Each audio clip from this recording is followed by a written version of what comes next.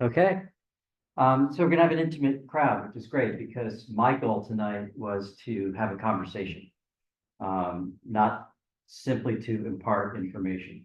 So I'm going to do that. I'm gonna do some stepping back. I'm gonna try to set some context. Um, but then I'm gonna drill down on some examples of what is happening in other communities across the country and other parts of the world that could have application for us here in Sanibel. My name is Bob Moore. I serve as the chair of SanCap Resilience.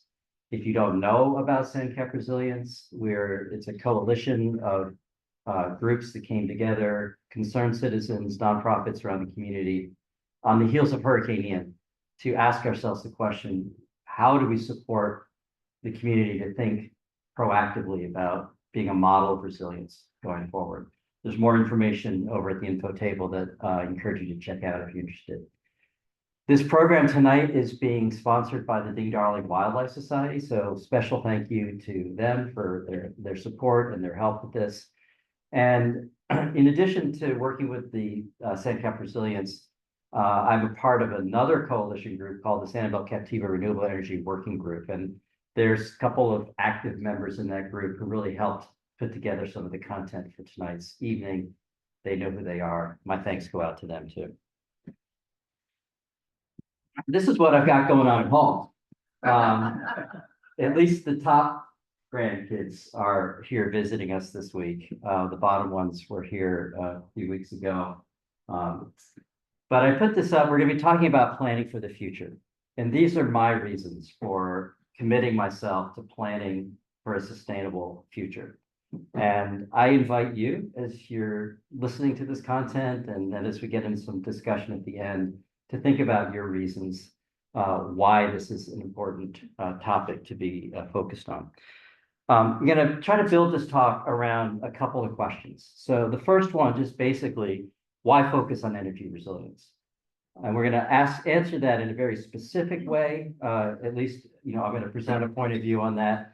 But we're also going to step back in a bigger way and talk about the second question, which really relates to the first, which is, can we harden our infrastructure enough to meet our future needs, given our existing fuel sources, specifically fossil fuels, which is the main way that we generate electricity in this state in particular, but in the country as a whole. And then if we're going to try to think about renewable energy and its role potentially in our future resilience, is it even practical? We're not going to solve the climate crisis here on Sanibel, right? So we need to be very grounded and practical around what are the solutions that make sense for us. So again, I'm going to be doing some stepping back and talking about what's happening in the energy sector relative to that question. And then we're going to come kind of like zero in on some concrete examples. So is there existing technology that's proven, as well as emerging technology that can be part of future planning that makes sense for us? And are there examples that we can draw from? And then we'll wrap up with talking about where do we go from here. And again, that's where I'm hoping this discussion is really a conversation starter. I think as we're talking about resilience, it's important to define, well, what the heck do we mean by resilience? And I'm going to start with this one that Carrie Schumann, who used to be the Coastal Resilience Manager at SCCF, and she was the co-chair of SanCap Resilience with me as we were getting that effort off the ground. She's now at the Conservancy of Southwest Florida. But she shared this definition with me from NOAA. And I think this is kind of what people think of most of the time when they hear the word resilience. So I'll just read this. Resilience is the ability to adapt to changing conditions and withstand and rapidly recover from disruption due to emergencies. In other words, it means bouncing back after something bad happens. And then to add to that, this ability to overcome or bounce back is a concept that applies to individuals, to communities, large and small, to our infrastructure, and to the environment. Okay, so that's a definition we'll start with, but we may evolve that definition as we go through some of this content. And it kind of, in the context of energy resilience, right, it conjures up these common hardening strategies. assessing and replacing poles. We know about that very well here on Sanibel, right? And hopefully the ones we have now are significantly stronger. Reinforcing infrastructure. LCEC was a part of a program that Sanibel Captiva, or SanCap Resilience put on, talking about some of their lessons learned, some of the ways they are investing in capital improvements with their infrastructure. Elevating substations, that's probably a big ask, but we'll see how that goes over time. Undergrounding vegetation. This last item, investing in smart grids or microgrid technology is a little bit of a preview of some of what we're going to be heading toward. But all of these, under that definition of resilience, is kind of in the wheelhouse that we have to work with. So again, why focus on resilience? Well, this is, at least in my mind, there's many ingredients, right, that go into our ability to be resilient to events that we've experienced and that we will experience again in the future. So if you look at this kind of pie chart, it addresses everything from the emergency response to the electrical infrastructure grid to transportation to communications to our drinking water, our wastewater, et cetera, et cetera, et cetera. All of these are part of the mix. But energy resilience is kind of a foundational dependency across many of these. In fact, if you kind of look at this chart and all of the categories that relate to having reliable power, it's pretty much fills in most of the chart. Some of the ecological systems, the green infrastructure, maybe not as critical. Transportation, I kind of put in a quasi red, right? Because you can fill your car with gas.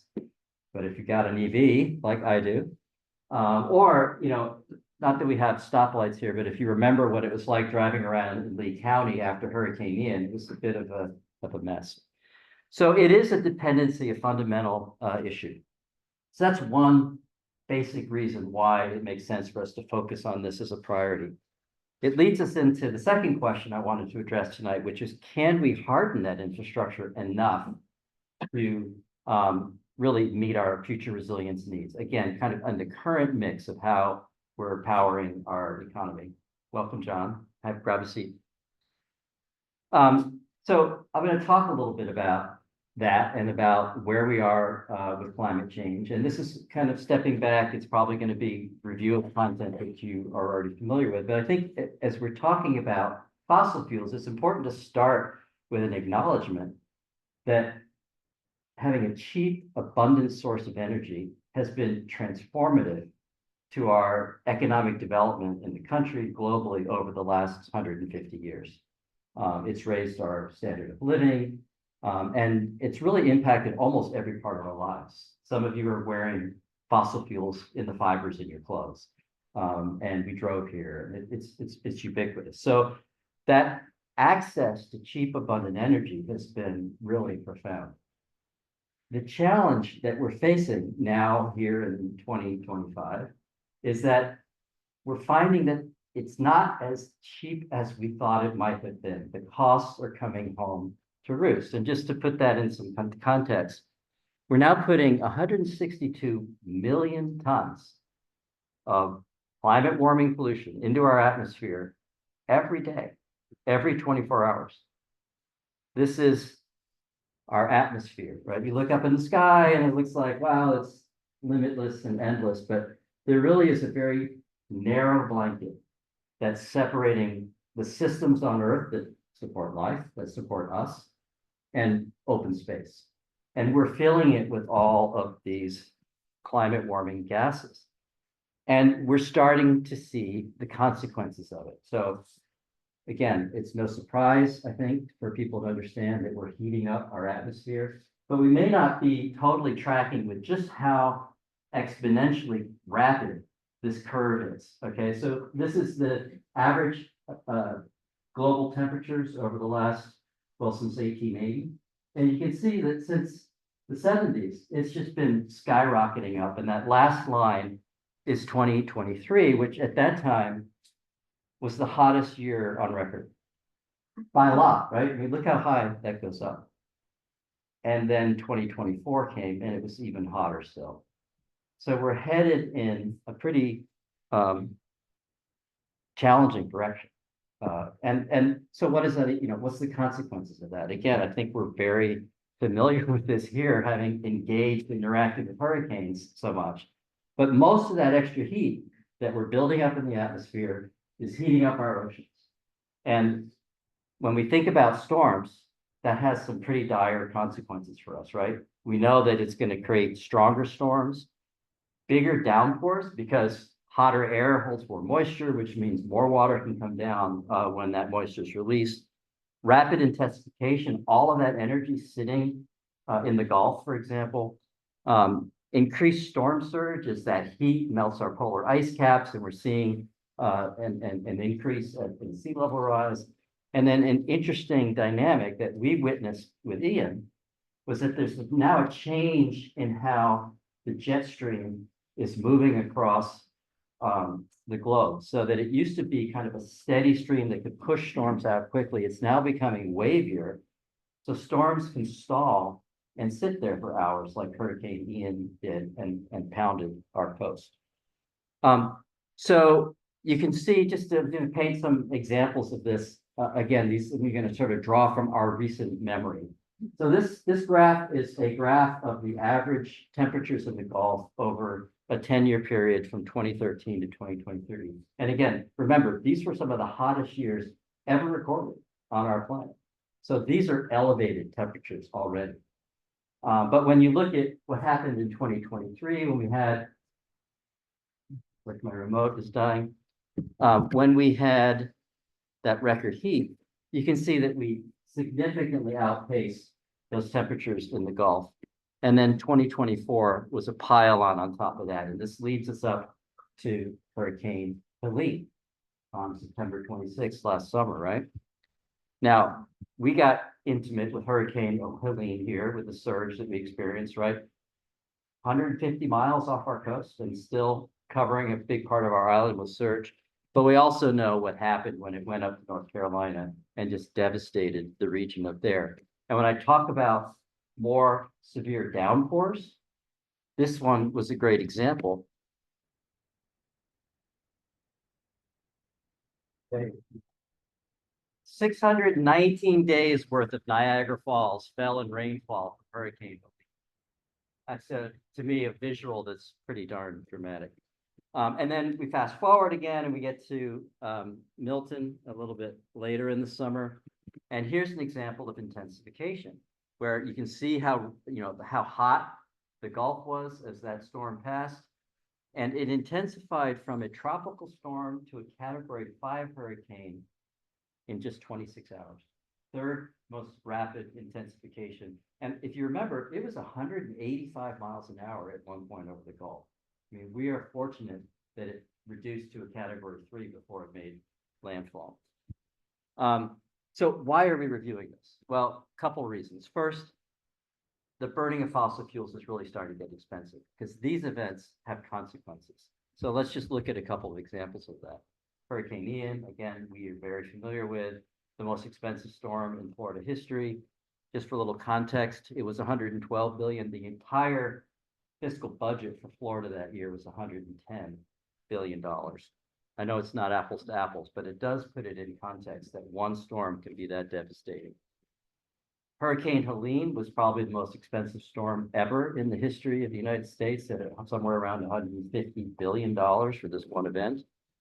And these things are starting to happen over and over again. If you go back to the 1980s, there were 82 days between billion-dollar storm events, and these are inflation-adjusted dollars, so we're comparing apples to apples. Fast forward to 2020, and it was only 18 days between those events. And if you just look at last year, we were down to 12 days between billion-dollar events. So taking the 10-year period from, well, really the last 10 years, extreme weather cost this country $1.2 trillion. So we're starting to get into some real money here. And this next slide is, in my mind, one of the most confronting slides that I've seen in a long time. Swiss Re, you may be familiar with, is the largest insurer in the world. They're a wholesale insurer. They insure insurance companies. So they're very on top of these data, right? They're looking very carefully. And in their analysis, looking at what is referred to as a business as usual scenario. In other words, we keep doing what we're doing, and we keep increasing at the rate we're increasing the climate warming pollution into the atmosphere. In just 25 years, we're looking at a $38 trillion a year hit to our global GDP. 18%. That means that almost one in every $5 that is generated globally is being spent on recovering from climate change, and that's completely unsustainable. And my business is in background. I'm not an engineer. I'm not a utility person, but I have a background in business, and looking at these economic pictures, I think really tells a big story. So fossil fuels are no longer as cheap as we think they are. We're spending a lot more when we fill up our tanks than it appears on the register when you pull out your credit card. There are also personal expenses that, again, we're very familiar with. This dates back, if any of you were here in 2018 when we had the major algal bloom, we had tons and tons of dead sea life washed up on our beaches, which was devastating. It was devastating to the environment. It was devastating to our economy. In some ways, we're still, if you think about this algal bloom and then COVID leading up into Ian, it's been a really, it's no wonder that our business environment is so challenging here right now as we try to recover.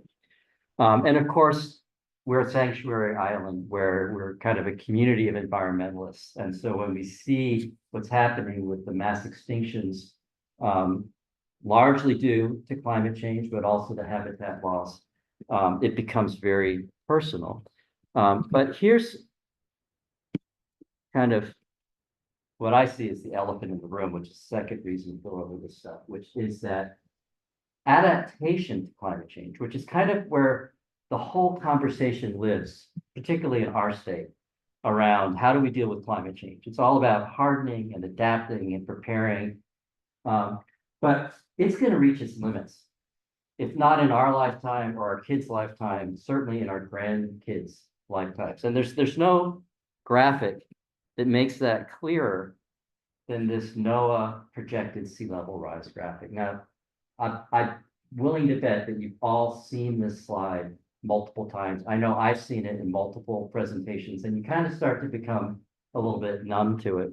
But if you unpack this a little bit, these top curves between the intermediate and the high, that's what science is telling us is business as usual. That's the path we're on. And if we keep going down that path, we're going to see somewhere between 6 and 12 feet of sea level rise in 100 years.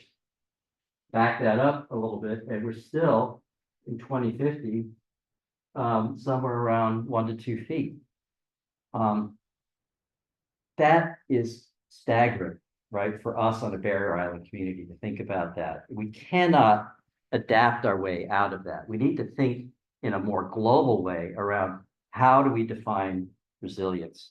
So I want to kind of introduce this graphic as a way of expanding our view of resilience in the context of climate change. This adaptation part is still critical, especially in the near term. We need to, if we're thinking about this at a personal level, we need to make sure that all of our, electrical is above where we're likely to get, floodwaters. Ideally, we get our meter up, although that's a complicated matter as well. And there's a whole host of other kind of hardening things at the personal, at the business, at the utility scale that is critical. But we also, to be resilient, have to be thinking about setting a different course, right? Now, this is kind of like, drinking from the fire hose to think, okay, we're going to change the path of global emissions here on Sanibel. Let's go. Are we ready?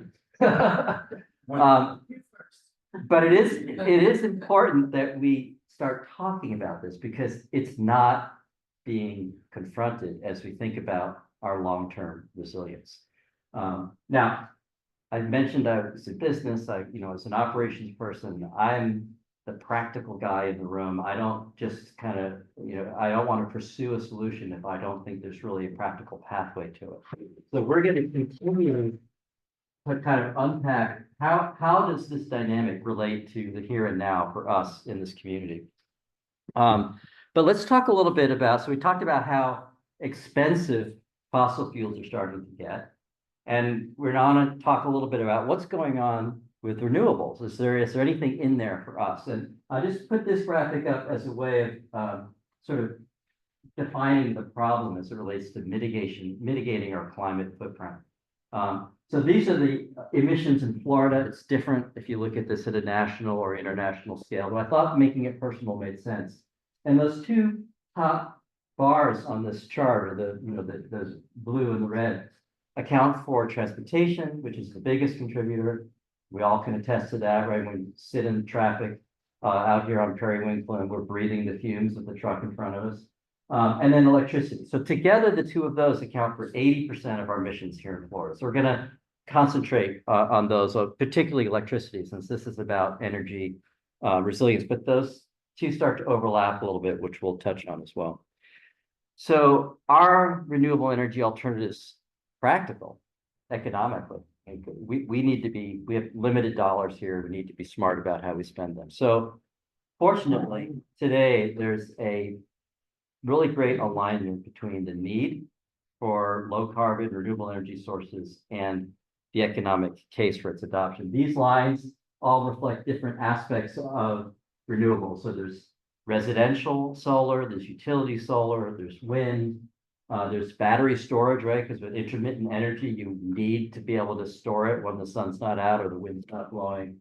LED light bulbs, even as a way of producing energy. All of these things have just plummeted in cost, and they're still in downward curves, right? We're still getting greater efficiency on these technologies that allow the cost to come down. And to just illustrate an example of this, if you go back just 10 years to 2014, solar, wind, and batteries was the cheapest source of electricity generation in 1% of the world. Okay, 5 years later, it was the cheapest in 2/3 of the world. That's an incredibly rapid pace of disruption. And today, we're right on the cusp of it being the cheapest source of new energy everywhere, including right here in Florida. We'll look at an example of that. But this is kind of an important slide as well, because all this stuff gets politicized, right? And there's a lot of complaints about the previous Congress and administration and the monies that they've committed to subsidizing renewables, et cetera. What's not talked about is the massive subsidies that go to fossil fuels. In fact, even with that the IRA, which was the biggest climate change bill ever passed, had $319 billion worth of federal funding over 10 years, focused on incenting different adoption of renewables and other kinds of climate solutions. A huge amount of money. Even with that, fossil fuels are multiple times greater in terms of the subsidies that they're receiving. So the levelized cost of energy takes all that out of the equation. It basically says, if you have no incentives, what do these energy sources cost you? So you can see coal has been pretty much flat. We've maxed the efficiency we can get out of this technology. We figured out everything we can do, and it's still $120 of megawatt to make electricity with coal.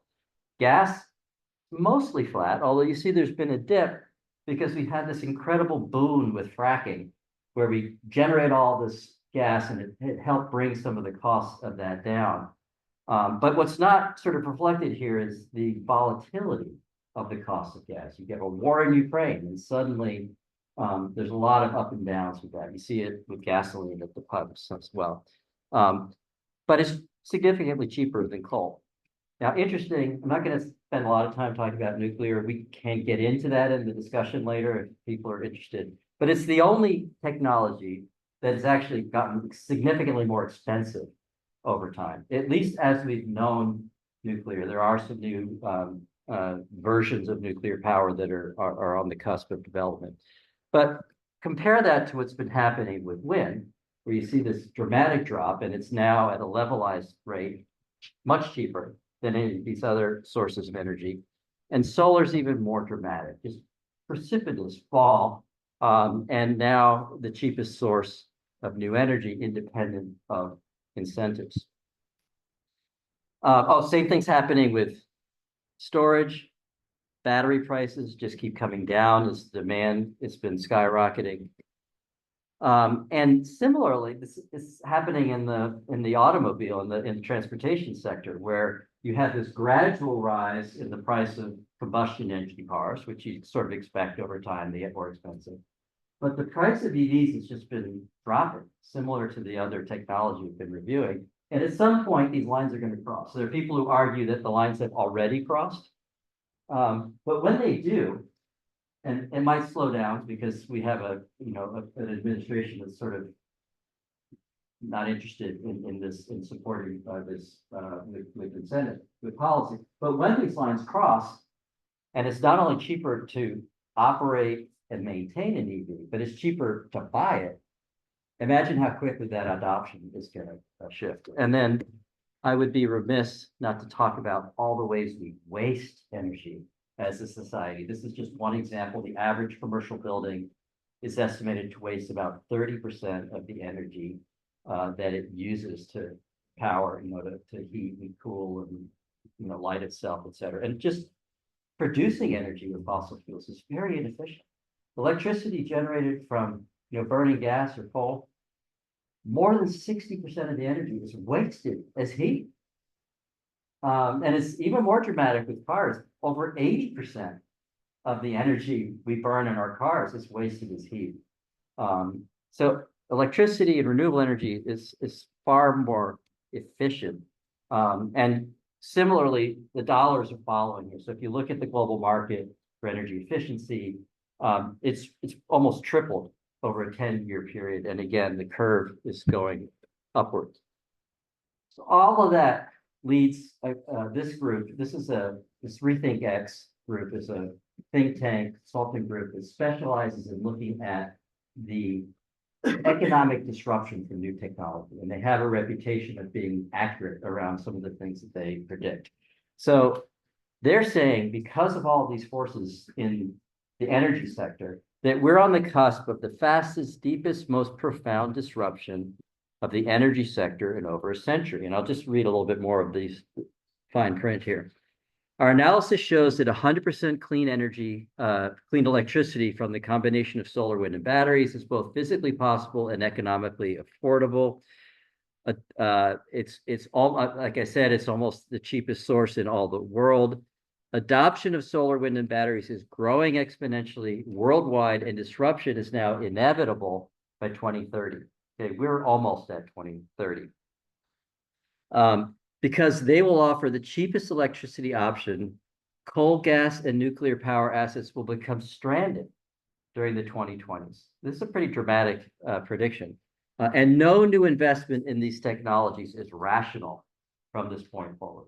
Now, it doesn't mean it's not going to happen, but there's significant risk because they're going to be so much more expensive. Now, in Florida, where we have monopoly utilities, that risk is on us. But globally, if you look at the economics of it. So let's unpack this a little bit further, because here's where we are today in Florida. Only 5.5% of our energy is coming from solar. Over 80% is natural gas and coal. So we have a long way to go, right? And we don't, the clock is ticking. So is it even possible to see that kind of rapid adoption? And I'll just highlight an example. There's a lot of these examples in our economy as we see rapid change and disruption. But this one I kind of liked, which was the cell phone, right? So go back in the past, 1980, AT&T commissioned a study, and they wanted to know, where's this market going? And so the consulting firm they hired came back with 900,000 users. Well, what actually happened, 120 times more than they predicted. And if you go further to today, we now have 10.3 billion cell phone connections, right? So why were these very smart consultants not just wrong, but really wrong? Well, it's pretty simple, and this is kind of formulaic in what we see in technology disruptions. The price dropped dramatically as the technology also improved, so the quality improved. And then in the case of cell phones, there's whole parts of the developing world that had never built out the infrastructure. So they could skip that step. They didn't need telephone wires and poles and everything. They just go right to cell towers. So we were able to, globally see that market expand really quickly. And there's a nice analogy here to renewables. I like this one because most of the people in the world who currently don't have access to electricity are on the African continent. So all of this sounds great, but what's actually happening, right? If there's all this, if solar and wind and batteries are so cheap and so great, like, why isn't everything running on? What's happening in the world? Well, if you go back to the beginning of this century, there's a projection that solar would grow about 1 gigawatt a year until 2010. And by 2020, I guess, the reality was that was passed 17 times. Oh, I'm sorry, this is not solar, this is wind.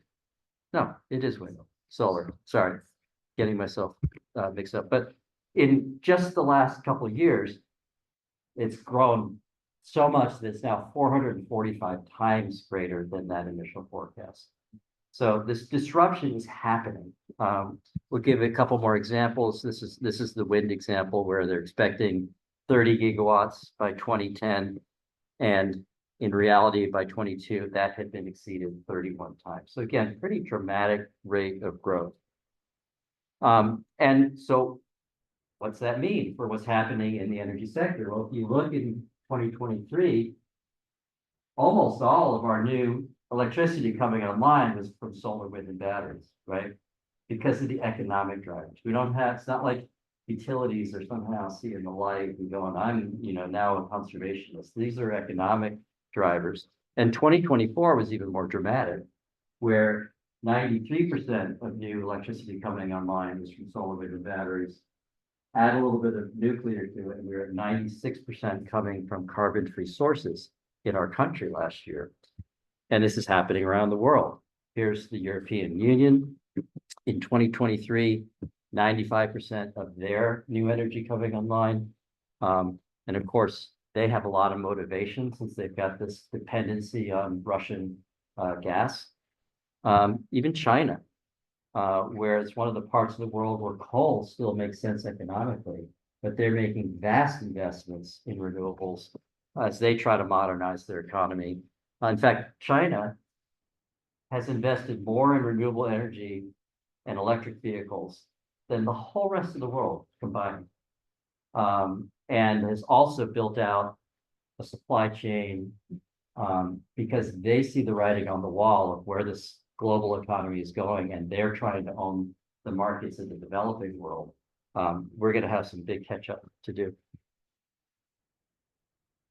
So with all this going on, according to the Rocky Mountain Institute, which is sort of a group that promotes renewables, 90% of proposed new natural gas is already vulnerable. It's more expensive than clean energy plus batteries. That's risking millions or billions in stranded assets. And it's being reflected in how investments are playing out in the global energy space. This slide actually kind of is surprising to me because I think about, all the big banks and everything, you're spending money on oil and gas. Well, that's the fossil fuel investments. The green is the clean energy investments. Last year, almost twice as much money going into clean energy than into fossil fuels. So all this is to say is that there's this disruption is happening. The energy sector is changing. Renewables are really a cost-effective for the future. I had to put this one in because this is the parent company of FPL, right? So this gets, right here to our back door. And this slide is a slide I took from their presentation to their shareholders. It was like an annual shareholder meeting a couple of years ago. There's a lot of detail in here, but these bar charts are showing how much it costs to source electricity from different fuel sources. And I just added this summary point to kind of call out what's in here. That new solar wind with battery storage by the end of this decade will be less than half of new gas. So it's not a big wonder that FPNL is putting a lot of investment into solar. Not because they're the most ethical company in the world, because there's been a lot of controversial headlines about them, but because it makes sense economically, and that's good for us. Our Department of Energy has said that the clean electricity growth will lower power costs by 50 to 150 billion dollars through 2030. So that trickles down to us as consumers as well. So anyway, this is all kind of the big picture context. Oh, this is from the kind of left-leaning group, Goldman Sachs, saying that, I'll let you read it, that it's basically reaffirming some of what we're talking about here, about where the markets are heading. This, by the way, was during the first Trump administration. And I think it's relevant to the current administration as well. And I only say that because there's been a lot of publicity about how the Trump administration is really not interested in renewables, is trying to promote fossil fuels. And the market has another idea in mind. So again, why reviewing this? They're getting expensive. Renewables getting cheaper. So we've got to be thinking about adopting changes because the clock is ticking on these issues. Now, I want to start to bring this down to earth a little bit to us here in our experience, and what are all these national and international forces mean for us as we get thinking about how we're going to be more resilient on Sanibel. So welcome to Sanibel, Barrier Island Sanctuary and Green Energy Community. This is how we kind of have come to know electricity in our lives, right? We don't think about it, right? It gets made in some big plant, and that plant sends stuff out over transmission lines, and then there's distribution lines, and we turn on the switch and we expect it to come on, right? That's going to have to change a little bit as we think about the future. We might need to be more attuned to where our electrons are coming from. But this is our lonely transmission line coming across the bay. And I put this up here because, and this is our distribution lines after Hurricane Ian. So we know how vulnerable this centralized grid system is. We're very familiar with it. And again, hopefully it's much stronger now than it was. But, and I want to just make a couple of points. So these are the hardening strategies again. And when this happened with Hurricane Ian, I was quick to jump up and talk to the mayor, the then mayor, Holly Smith, and the vice mayor, Richard Johnson, and city manager, and say, look, everything's been leveled. If we're rebuilding from scratch, don't put the poles back up, bury the cables. Because I was familiar with some of the data that was out there. Here's some data from FPNL, where after Irma, their underground cables performed 85% more reliably than the elevated ones. And they're 50% or more more reliable during normal times. So I'm like, do it. And they were great. They brought this to the governor. They tried to talk about it. It wasn't going to happen. It's like 10 times more expensive. But it's not just that. Anything that has to do, and we've got engineers in the room, it's complicated when you start dealing with the grid. The answer to the question of will any particular thing work is always it depends. Okay, it depends on the situation. And so this is from the presentation that LCEC did for SanCap Resilience, where they're showing that in addition to all the poles being down, in a flood zone, undergrounding can be a problem. In fact, these are quotes from a couple of studies that I subsequently went back and looked at, which said, yeah, undergrounding is great in most cases. The exception might be when you're in a wetlands.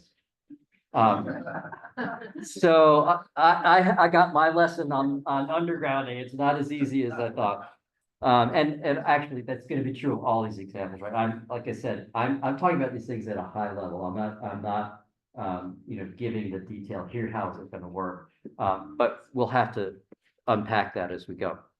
Okay, so I told you that this microgrids concept would be kind of a preview here. And so let's kind of get into that a little bit. How am I doing on time? All right, good.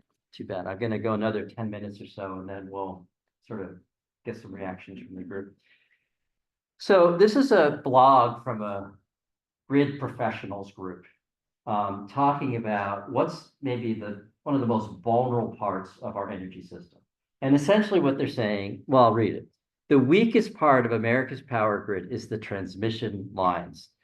These transmission lines are crucial as they transport high transmission voltage. However, their vulnerability poses a significant risk to millions. And there's a number of different risks, right? It can be from storms, like we've experienced. It could be from terrorism, if somebody wanted to mess with our power grid. And they call out that this becomes apparent when looking at the transmission lines in states like Florida, right, where we have all of these hurricanes. So we have this system that we've become accustomed to that is now becoming increasingly vulnerable. And so it starts to beg the question, oh, this is from my phone app. I have an app that keeps track of all the outages that we have. And in case you've ever had to reset your digital clocks, you kind of know that we have a lot of them out here. So I installed this in July last summer, and we've had 26 power outages since then, including 4 days with Milton, right, where we had no power. So this is really relevant to us, this whole idea of the vulnerability of the centralized grid. So it brings up this other piece, which has really been getting a lot of attention in the energy space, which is the contrast between centralized and decentralized, or what they refer to as distributed energy resources, DER. So here's an example of a big windstorm that happened last year in Australia. And I'm using this example because it kind of makes this point really well. So back in February, over 500,000 homes and businesses lost power. It took a long time because they were, unable to get the repairs done. So in the midst of really hot weather, again, these are things we can relate to here, right? No energy. And the bottom line is that the issue is the vulnerability of the transmission grid itself, particularly as the weather worsens, which is happening. So a couple of quotes from experts in that. This is kind of the course quote here, right? If there's a generator at one end and a city that's getting the power at the other end, and the transmission lines going down in between, it doesn't matter if the power plant still got enough power to power everything, it can't get to where it's going. Kind of building on that, the beauty of distributed resources. So you think about, at the simplest level, we have solar panels on our roof, right? So the electricity only has to travel from our roof to our house. But there's other forms of this kind of distributed energy. You basically reduce all of that transmission risk. And it's not an either or. We're going to look at how these things work in tandem. And then this other quote sort of speaks to the power of storage and how quickly they respond. So when I showed you that app earlier, I don't know if you looked at the fine print, 2 of those outages were yesterday afternoon when I was working on these slides. And fortunately for me, I didn't lose all the changes I had made because my batteries kicked on right away. So introducing this idea of not relying entirely on a centralized grid, but looking at this concept of distributed energy resources and how do they help to make us more resilient while also becoming more sustainable, utilizing things like solar. This is a really interesting study that I came across recently. It was published in Nature Energy. And basically what these researchers did is they looked at 2,000 blackout events across almost 280 different cities. And the utilities won't tell you this, because they don't really want to have this point out there. But the regions with high renewable energy integration experience fewer severe blackouts. So there's the implementation of distributed energy resources complements the grid in a number of different ways. In this case, it's complementing by reducing the severe blackouts. There's other ways that it helps to shade peak demand, which is a big concern as demand is growing, as more homes are becoming electrified, as people move away from, it's not so much an issue here, but in the north where people are burning gas and oil, as cars and transportation becomes electrified, as data centers come online, there's this big demand increase that's happening really for the first time in decades. So this brings us to a place where we evolve our definition of resilience in the face of climate change, just one more step.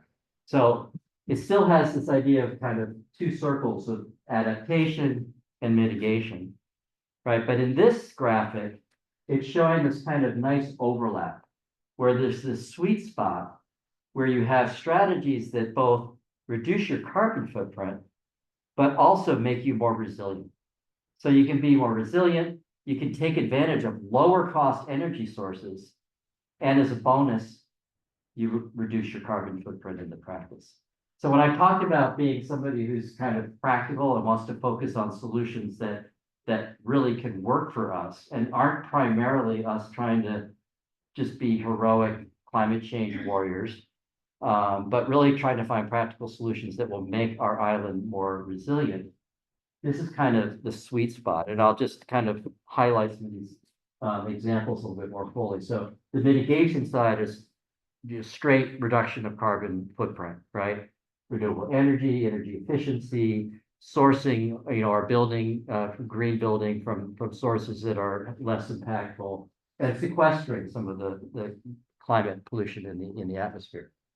On the other side, we're all talking again about the hardening of infrastructure, the adaptation strategies.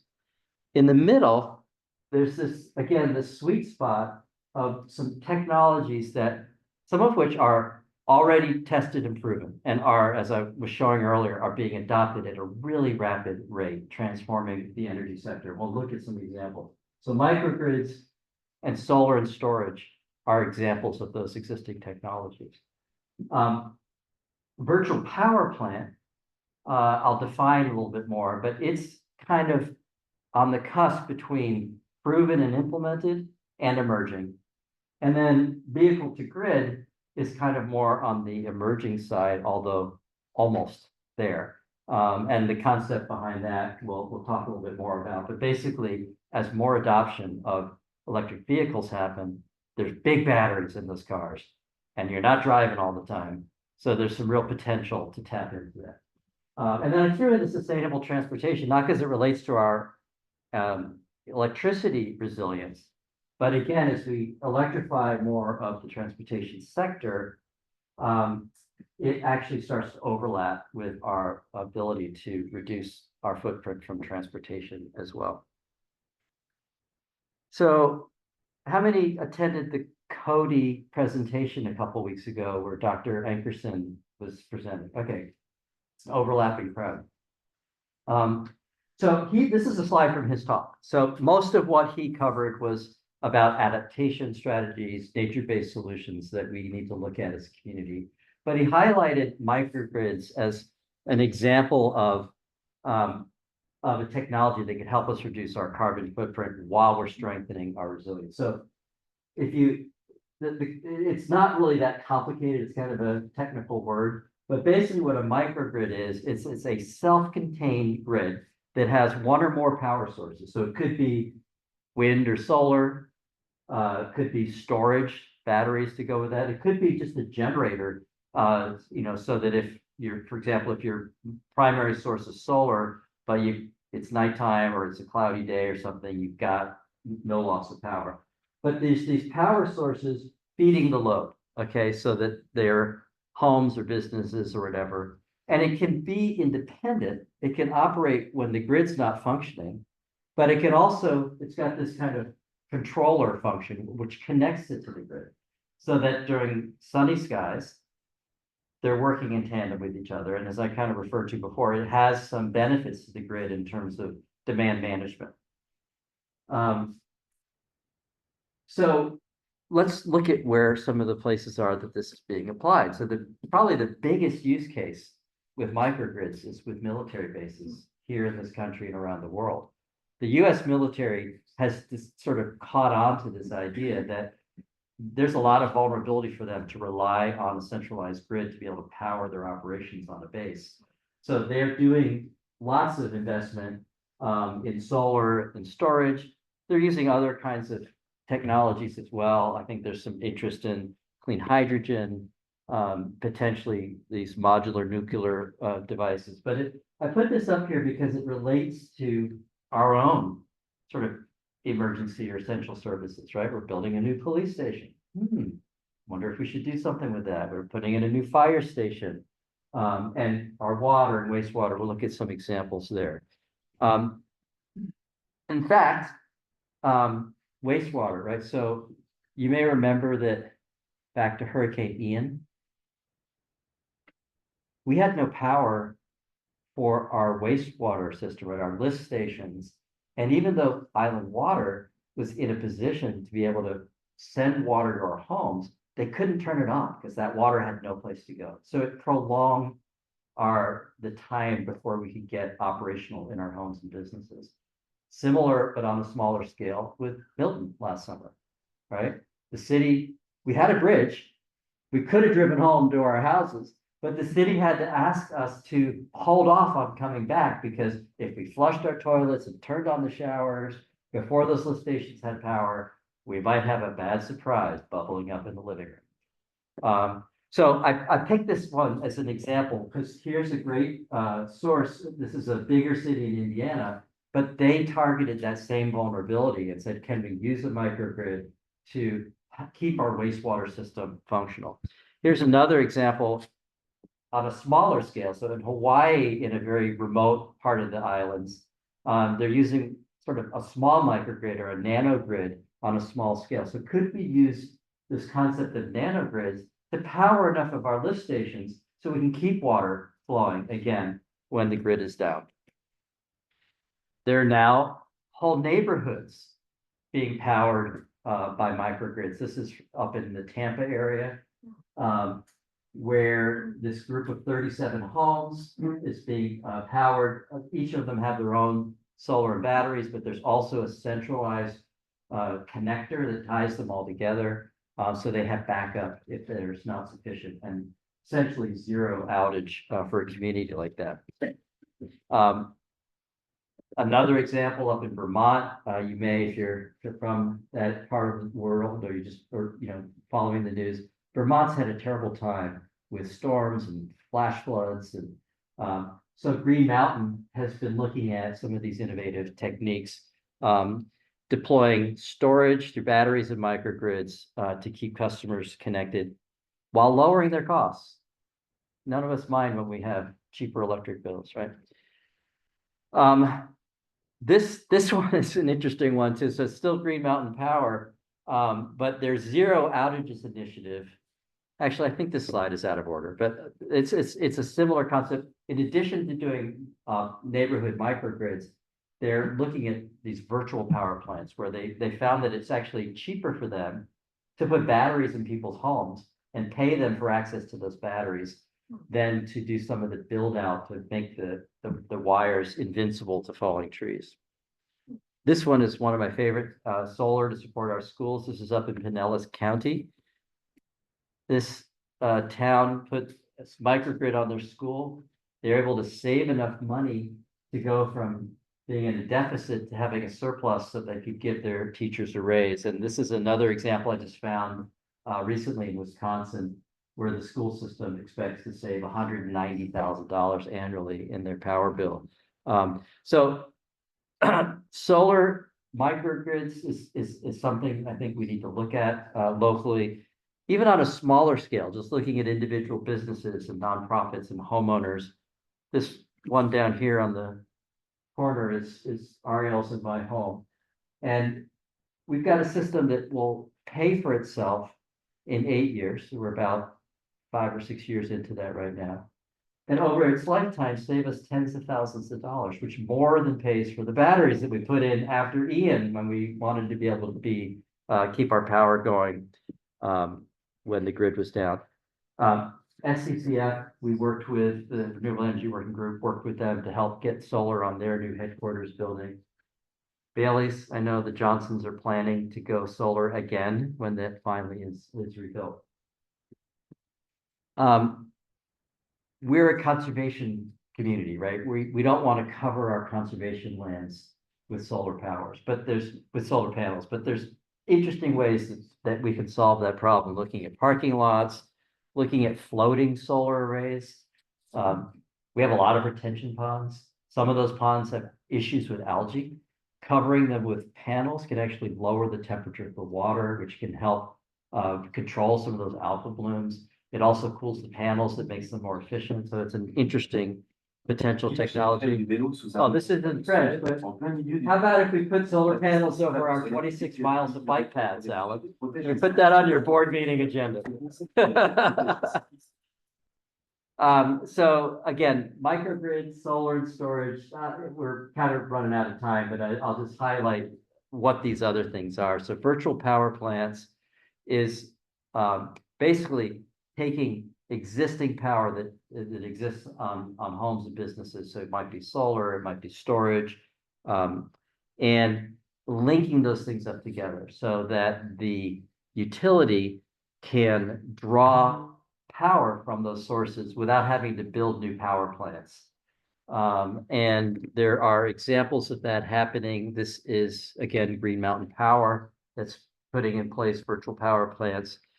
Here's a Texas co-op that is doing with that, provides subscribers with whole house electricity to get them through extended power outages.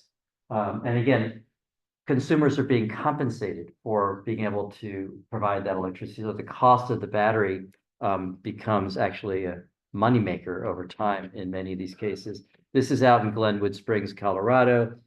Increase your home's energy resilience, help the co-op reduce our collective peak energy costs, get an upfront rebate and a monthly bill credit, and you have control. You can choose how much of the power you want to hang on to for your own backup and how much you want to share and get a credit for. And then finally, vehicle to grid technology, like I said, is basically designed to take advantage of batteries that are sitting in garages or in driveways much of the time. There are already starting to come to the market two-way chargers that allow you to both charge your car, but also back up your home with your car battery. And this will only become more relevant in the future, but it's something we need to keep our eye on as a community because what's the hottest topic on Sanibel? Traffic, right? So as we think about a couple things, thinking creatively around our solutions to traffic, most of the time we talk about how do we get more cars back and forth across the bridge or have the rotary work better or what have you. And we do want to move our volume of cars. But can we think creatively about having fewer cars without having fewer people for our businesses? Using electric shuttle, for example, could we promote ourselves as the sustainable, community to vacation in? You don't even have to rent a car. We'll get you at the airport, bring you here, move you around. And those of us who do have cars, can we use the energy that's sitting in those electric vehicles to help our community be more resilient? So thank you for bearing with me. I have a lot I wanted to cover to kind of set up this conversation. And there are just a few takeaways that I hope you can take from this conversation. The first one, again, is kind of the elephant in the room, that adaptation isn't sufficient or become insufficient if we don't also look at the root causes of what's driving the impacts of climate change. Fortunately, renewable energy is becoming sort of the least expensive source of energy. So it's not only environmentally important for us, but it's going to be economically important. Distributed energy resources, different technologies that are not solely reliant on a centralized grid are going to be a key part of us thinking about our energy resilience and sustainability in the community. And it can happen at multiple scales, right? This could be at the residential neighborhood level, it could be at the individual business level, it could be at the city level.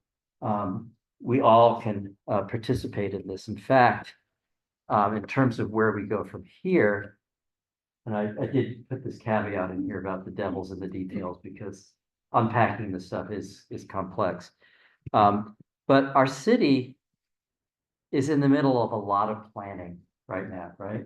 We've got a vulnerability assessment, we've got an adaptation plan coming, we've got a SanCap plan update coming, we've got a comprehensive transportation plan coming. All of these things can get this information as inputs as we think about our planning in the community.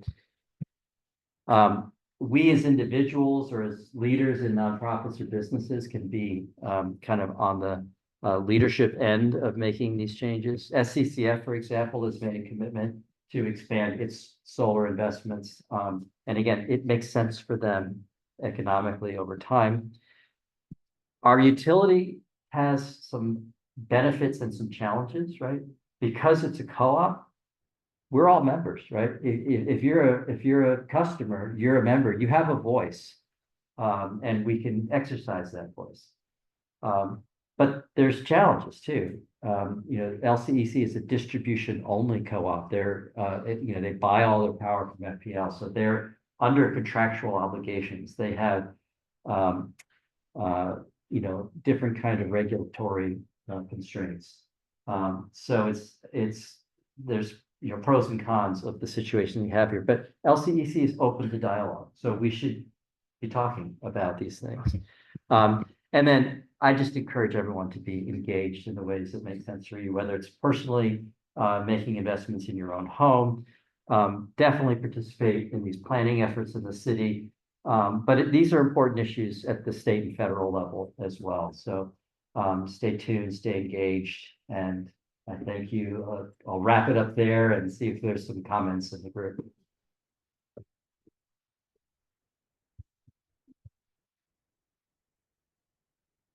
Tom, can I get you to run this mic if oh, you have one. Okay, I've got an extra, great.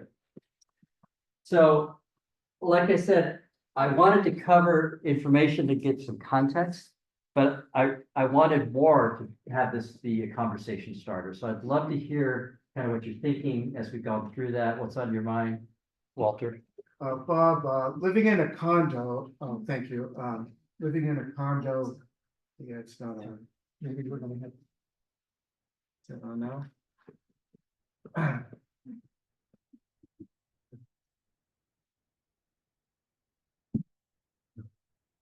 Thanks very much. Thank you. Being in a condo, what can condo owners do to encourage or to participate in solar energy? It's a great example of how these things get complicated. So, I think the direct thing you can do is engage your condo association, engage your other condo owners, see if there's interest in collectively looking at solar. It depends on how your meters are set up. If your individual condo has its own meter, there may be a way that collectively you guys could work on that. But you may have limited options. One thing I didn't mention is that the grid is getting greener as renewable energy becomes more low cost. We're seeing more of the energy coming from LCEC or from FP&L as green energy. So you may just be wanting to communicate with LCEC about the importance of continuing to talk to FP&L about greening its energy sources. But it is difficult in a condo. Sometimes you don't even own your own roof if you're in a condo, so it depends on your situation. Something to go. Yeah, let's wait for the mic because we're recording it and it's helpful for people who are going to be listening. Just a comment to go with the condo. The first thing you want to do is look at your association documents. I am the president of a condo association and to invest in a capital common elements addition in our condo association document required 100% owner approval. So there may be legal things that stop you regulating. Thank you. Mike has a comment. Did the mic die? Okay, well, talk loudly. Well, Bob, can you tell us, what are the Florida regulatory constraints that would affect implementation of some of these suggestions? Are there any? Yeah, there are. So, one very basic element that is currently part of Florida law is something called net metering. And net metering is a crediting system so that if you put solar or really any kind of energy source on your home, you're allowed to have a meter that moves in both ways. So sticking with solar, when the sun is out and you're generating more solar than you need, that energy goes into the grid and LCEC sells it to your neighbor, whoever is kind of close to you. So that at night, when you need that energy, you can draw it back at a 1-for-1 credit. So that makes the investment in solar much more cost effective, and it's also kind of a fair crediting system. That system is at risk because utilities want to own all the market share. So I think advocating for continuing to keep net metering in place is an important sort of statewide piece. The state is, I think, unduly influenced by our utilities, so that oftentimes bills that are coming out of Tallahassee, for example, a few years ago, they passed a bill that prohibited communities like Sanibel from saying, we're committed to moving toward 100% renewable energy. We're not allowed to do that anymore. We could still possibly do it. We just can't proclaim we're going to do it. So I think just, tracking with those kinds of, now on the flip side, there's a bill right now that is focused on carbon sequestration, looking at natural spaces and the benefits that they provide. So there is some constructive ideas coming out of Tallahassee as well. I got one for you, Bob. Where's the mic? Ed Holden, Yeah. you can all hear, wind energy is not, we can't put that in the Sanibel equation. And there's laws, there's Florida laws for that.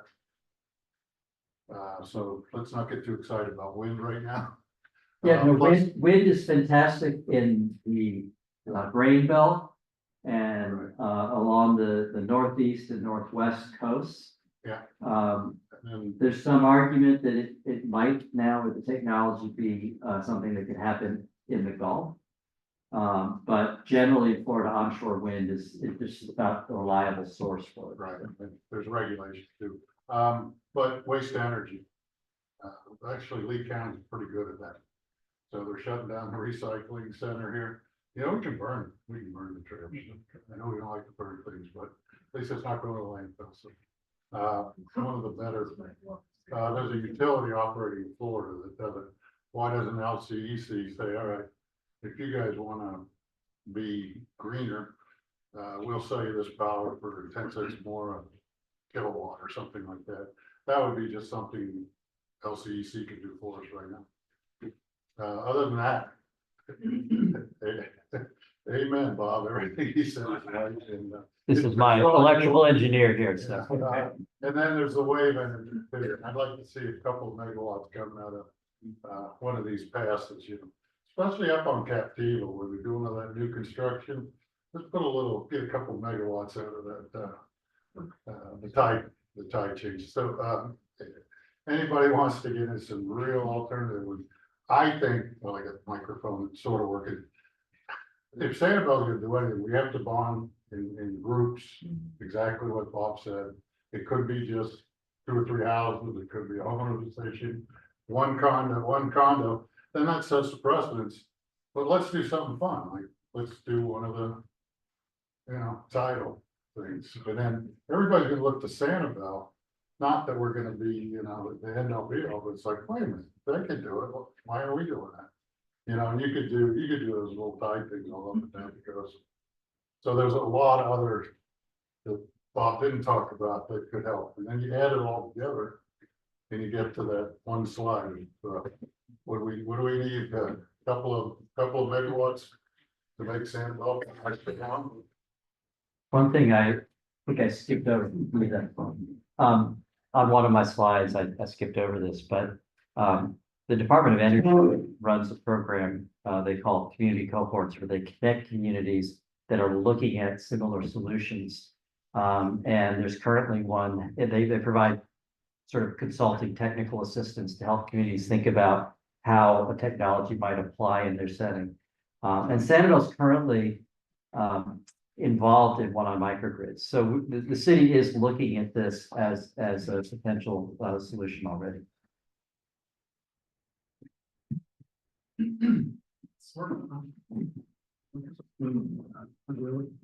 Just yell. With regard to solar, we were pretty committed. We talked to solar 4 years ago, when putting a new roof on our house, and in that process, I checked with the insurance agent to see if solar equipment would be covered under our policy, and learned that not only would it not be covered, but they would cancel it with solar. That's a problem. I don't know if it still exists. That was 4 years ago. I don't know if there's been a change, but a lot of people have insurance through that company that I know in our neighborhood, and it's a problem. Yeah, that was bad timing on your part. Nothing personal, but there was almost like a coordinated effort, it seemed like, going across insurers in Florida. Frontline was probably at the front of that list. That's been called out because you really can't, if you don't have risk that you can document, you can't deny coverage, right? And there really is no data that show that you increase your risk.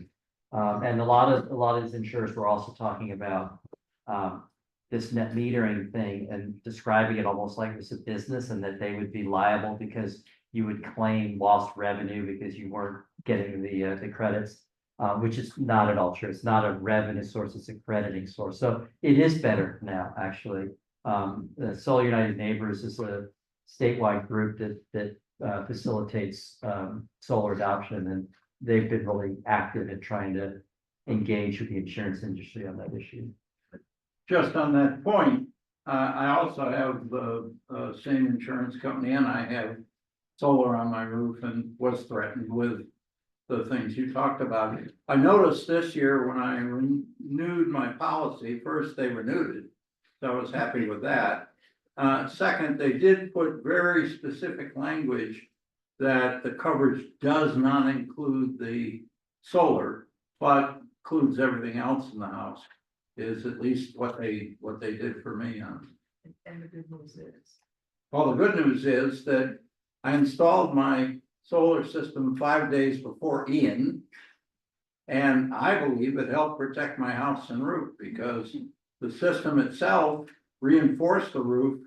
It survived the storm, with one exception. When the wind took my lanai off, it landed on one of the solar panels, but it was only 1 out of 37. And so I think it's a very positive story to be told about. It improves the roof, improves the structure, and not the way it was originally portrayed by the insurance people to me, that it was weak and everything. Yeah, no, I think you're right, if it's installed correctly. Yeah, well, that's. The rails have to go into the truss, and sure, but it's interesting, if you look at aerial photographs of Mexico Beach after the devastating hurricane that they had, you look and all the buildings have no roofs except the ones with solar panels. Miriam. Do you know of any examples of homeowner associations that have pooled resources? So homes within that have solar could help power like community assets, like pool houses and community houses. Do you know any examples of that working? You know, I don't know off the top of my head. I did share a couple of examples of, neighborhood microgrids, which kind of serves that function. But I don't know that of the context of within a homeowners association. But I wouldn't be surprised if there were. Getting back to the, I don't know if the mic is even yeah. working, but. Oh, we looked at the concrete, the four, so we're interested, we knew of a person who had gotten the solar panels through what you referred to a co-op. And, I don't know if you could address that.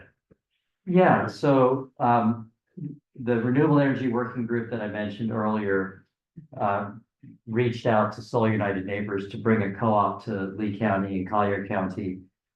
We were scheduled to launch that co-op the week after Hurricane Ian. So we postponed it, but we did bring it back in the early part of 2023. It was too early.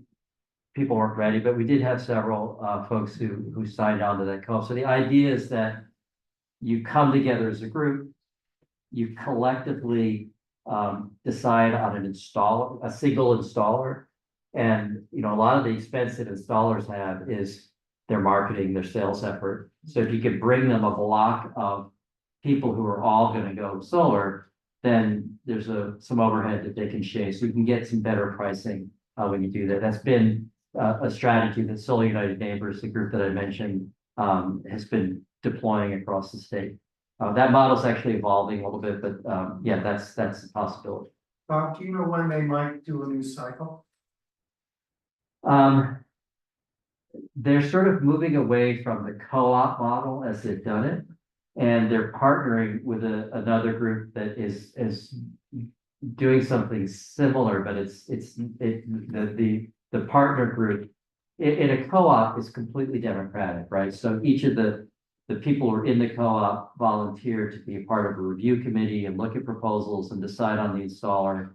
And it's challenging because as lay people, you don't necessarily know all of the things you need to be looking at. So they're currently working with a partner group that selects the installer. We could look at, sort of circling back here, but they'd like to try to give it a few years so that you get some momentum.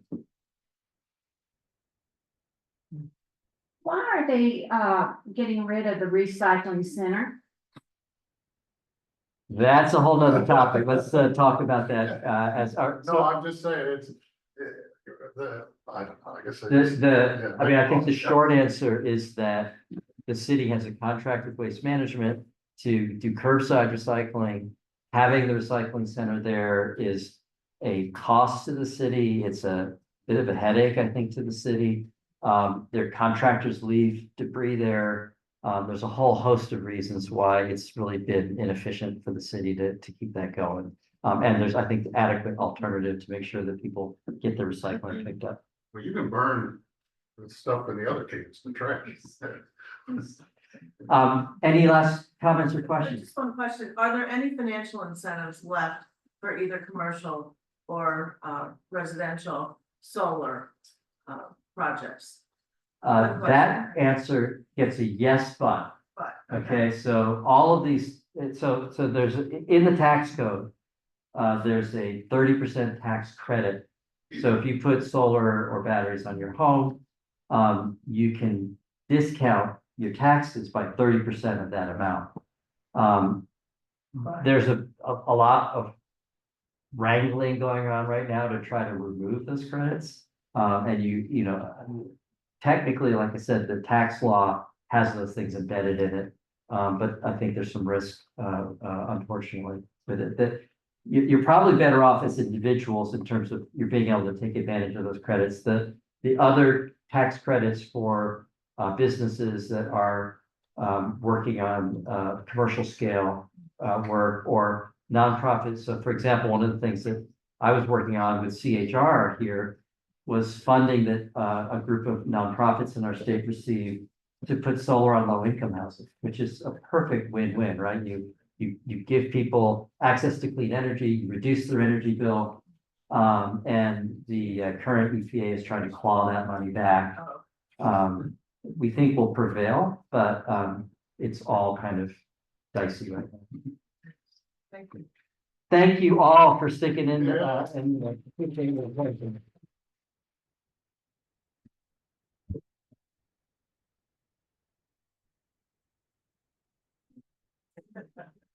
Anyway. Today, you heard, I got